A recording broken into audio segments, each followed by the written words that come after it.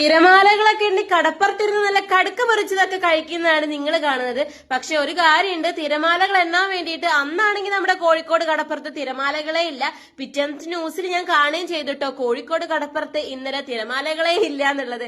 അങ്ങനെ അതൊക്കെ നോക്കി നിന്നതിന് ശേഷം ഞങ്ങൾ ഇതാ നല്ല ഉപ്പിലിട്ടതൊക്കെ കഴിച്ചിട്ട് ഭരതമോൻ നല്ല മണ്ണിക്കളിയാണ് കേട്ടോ. അപ്പോഴാണ് അവിടെ ഒട്ടകങ്ങളെയൊക്കെ കണ്ടു കേട്ടോ. അപ്പോഴേ എനിക്കൊരു ആഗ്രഹം ഉണ്ടായിരുന്നു ഒട്ടകപ്പുറത്തൊന്ന് കയറണം കേട്ടോ.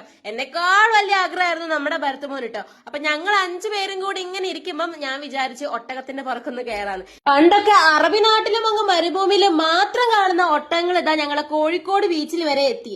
അപ്പൊ പിന്നെ കയറാണ്ടിരിക്കാൻ പറ്റുമോ ഗൈസ്? അപ്പൊ ഞാനും ഭരതമോനും ത്രില്ലടിച്ച് നല്ലോണം ഒട്ടക സവാരിയൊക്കെ അങ്ങോട്ട് ചെയ്തു. പിന്നെ തിരമാല ഇല്ലാത്ത സ്ഥിതിക്ക് നമുക്ക് നല്ലോണം അങ്ങോട്ട് വെള്ളത്തിൽ കളിക്കാന്ന് വിചാരിച്ചിട്ടോ. എനിക്ക് തിരമാല വരുമ്പോൾ ഭയങ്കര പേടിയാണ് കേട്ടോ. അത് ഇങ്ങോട്ട് വരുമ്പോൾ ഞാൻ അങ്ങോട്ട് പോകുന്നു.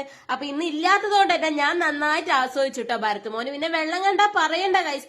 അങ്ങനെ പോണ വഴിക്ക് എന്തായാലും ഞാൻ ഇതുവരെ കഴിക്കാത്ത ലോഡഡ് ഫ്രൈസും കൂടെ കഴിച്ചിട്ടുണ്ടായിരുന്നു കേട്ടോ. എനിക്ക് എന്തായാലും ഇഷ്ടപ്പെട്ടു. ഭരതമോൻ കഴിച്ചിട്ടുണ്ടെങ്കിലും അവനോട് ഇഷ്ടപ്പെട്ടോ ചോദിച്ചപ്പോ അവൻ ഇഷ്ടപ്പെട്ടിട്ടില്ല എന്നാട്ടോ പറഞ്ഞിട്ടുണ്ടായിരുന്നത്.